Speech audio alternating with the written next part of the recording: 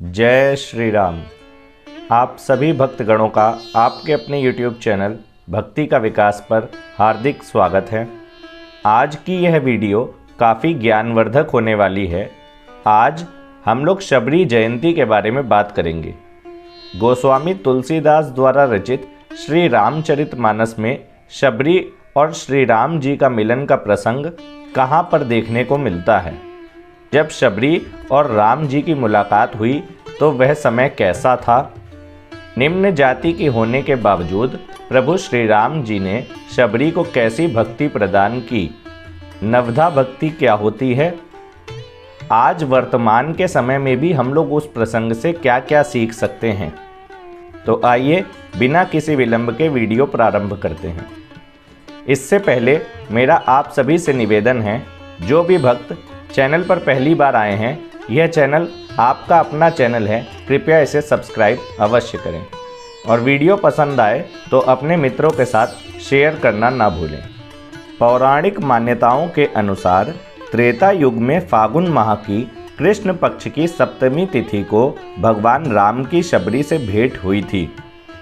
इस वर्ष यानी कि वर्ष 2024 में शबरी जयंती 3 मार्च को मनाई जाएगी। इस दिन श्री राम ने शबरी के जूठे बेर खाए थे। एक अन्य मान्यता के अनुसार इस दिन माता शबरी को मोक्ष मिला था।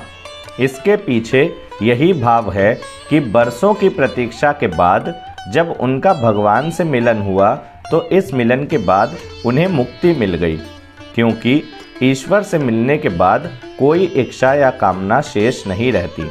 सभी प्रकार की कामनाओं की समाप्ति ही मुक्ति है।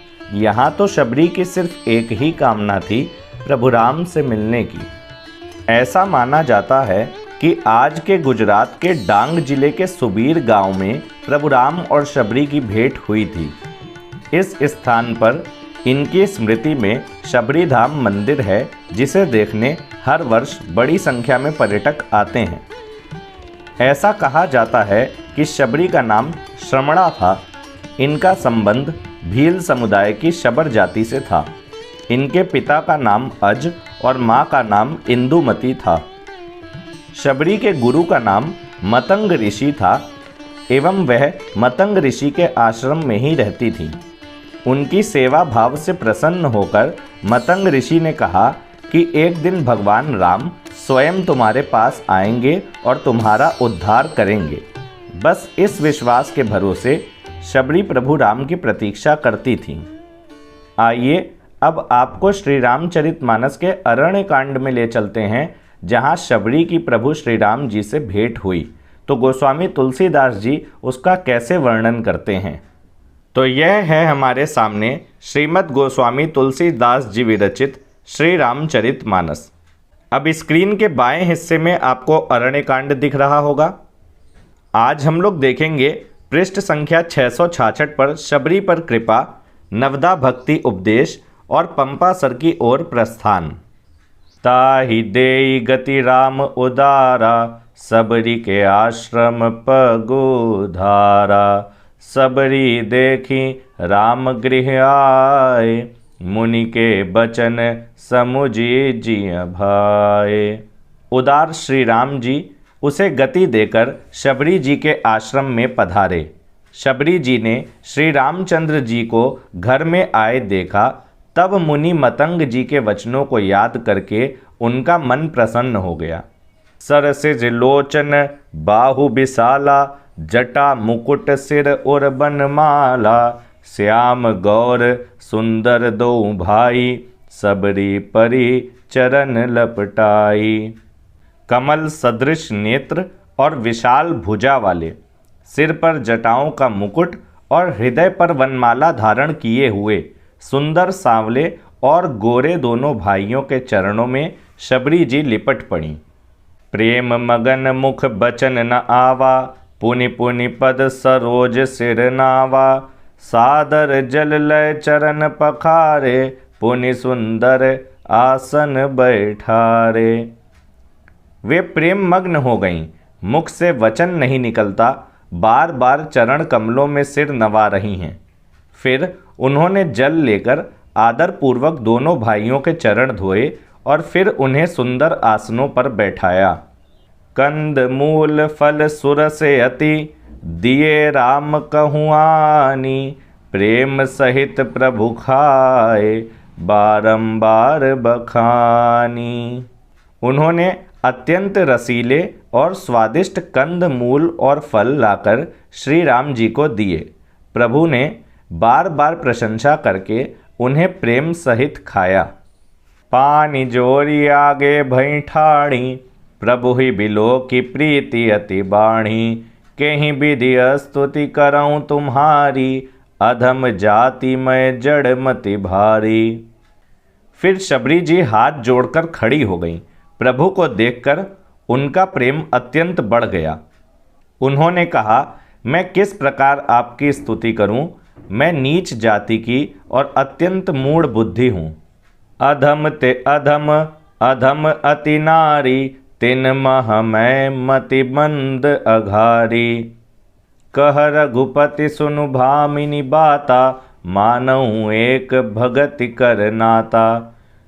जो अधम से भी अधम हैं, स्त्रियां उनमें भी अत्यंत अधम हैं और उनमें भी है पापनाशन, मैं मंद बुद्धि हूँ। श्री रघुनाथ जी ने कहा, हे भामिनी, मेरी बात सुन। मैं तो केवल एक भक्ति ही का संबंध मानता हूँ। जाति पाति कुल धर्म बड़ाई, धन बल परिजन गुण चतुराई। भगतिहीन नर सोहई कैसा, बिनु जल बारिद देखी हैं जैसा। जाति पाति कुल धर्म बड़ाई धन बल कुटुंब गुण और चतुरता, इन सबके होने पर भी भक्ति से रहित मनुष्य कैसा लगता है? जैसे जलहीन बादल दिखाई पड़ता है। नवधा भगति कहूँ तो ही पाई, सावधान सुनु धरु मन माही। अब प्रभु श्री राम जी शबरी जी को नवधा भक्ति बता रहे हैं। मैं तुझसे अब अपनी नवधा भक्ति कहता हूँ, तू सावधान होकर सुन और मन में धारण कर। प्रथम भगति सन तन कर संगा, दूसरी रति मम कथा प्रसंगा। पहली भक्ति है संतों का सत्संग, दूसरी भक्ति है मेरे कथा प्रसंग में प्रेम। गुरुपद पंकज सेवा तीसरी भगति अमान, चौथी भगति मम गुण गण करई कपट तजिगान। तीसरी भक्ति है अभिमान रहित होकर गुरु के चरण कमलों की सेवा, और चौथी भक्ति यह है कि कपट छोड़कर मेरे यानी कि प्रभु के गुण समूहों का गान करें। मंत्र जाप मम दृढ़ विश्वासा, पंचम भजन सुवेद प्रकाशा। छठ दम शील बिरति बहु कर्मा, निरत निरंतर सज्जन धर्मा। मेरे यानी प्रभु श्री राम के मंत्र का जाप और मुझ में दृढ़ विश्वास, यह पांचवी भक्ति है जो वेदों में प्रसिद्ध है। छठी भक्ति है इंद्रियों का निग्रह, शील, अच्छा स्वभाव या चरित्र, बहुत कार्यों से वैराग्य और निरंतर संत पुरुषों के धर्म आचरण में लगे रहना। सातव सम मोही मय जग देखा, मोते संत अधिक करि लेखा। आठव जथा लाभ संतोषा,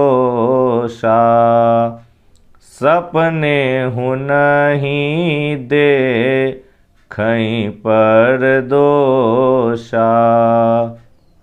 सातवीं भक्ति है जगत भर को समभाव से मुझ में ओतप्रोत यानी कि राममय देखना और संतों को मुझसे भी अधिक करके मानना। 8वीं भक्ति है जो कुछ मिल जाए उसी में संतोष करना और स्वप्न में भी पराये दोषों को ना देखना।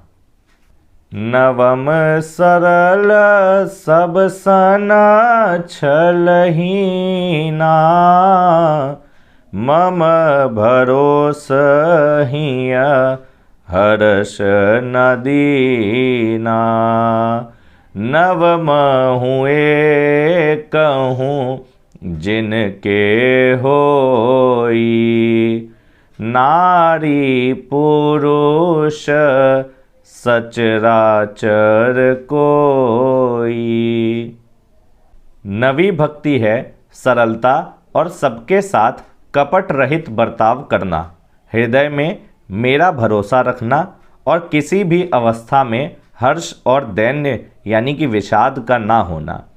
इन 9 में से जिनके एक भी होती है वह स्त्री पुरुष जड़ चेतन कोई भी हो, सोई अतिशय प्रिय भामिनी मोरे, सकल प्रकार भगति दृढ़ तोरे। जोगी वृंद दुर्लभ गति जोई, तो कहूँ आजू सुलभ भई सोई। हे भामिनी, मुझे वही अत्यंत प्रिय है, फिर तुझमें तो सभी प्रकार की भक्ति दृढ़ है, अतएव जो गति योगियों को भी दुर्लभ है वही आज तेरे लिए सुलभ हो गई है। मम दर्शन फल परम अनूपा, जीव पाव निज सहज स्वरूपा। जनक सुता कई सुधि भामिनी, जानहि कहूँ करिबर गामिनी। मेरे दर्शन का परम अनुपम फल यह है कि जीव अपने सहज स्वरूप को प्राप्त हो जाता है। हे भामिनी, अब यदि तू गजगामिनी जानकी की कुछ खबर जानती हो तो बता। इसके आगे का प्रसंग आप सभी को ज्ञात है। शबरी माता बताती हैं श्री राम जी से कि आप जाइए सुग्रीव से मित्रता करिए, पंपा सरोवर पर वह रहते हैं और आदि आदि। इस नवदा भक्ति से हमको यह जानने को मिलता है कि प्रभु ने शबरी माता को 9 तरह की भक्ति बताई हैं और यह कहा है कि आप में तो 9 विद्यमान हैं, लेकिन अगर किसी में इन 9 में से एक भी भक्ति है तो वह प्रभु को अत्यंत प्रिय होते हैं। अतएव हमको प्रयास करना चाहिए कि हम कम से कम नहीं सब तो एक भक्ति का तो पालन करें ही करें। इसी के साथ आप सभी भक्तों को शबरी जयंती की ढेर सारी शुभकामनाएं। अगर आपको यह वीडियो पसंद आया हो तो कृपया इस वीडियो को लाइक करिएगा, अपने विचार कमेंट में लिखिएगा और अपने मित्रों के साथ शेयर अवश्य करिएगा। इसी प्रकार से अन्य वीडियो देखने के लिए भक्ति का विकास यूट्यूब चैनल को सब्सक्राइब अवश्य करें। जय श्री राम।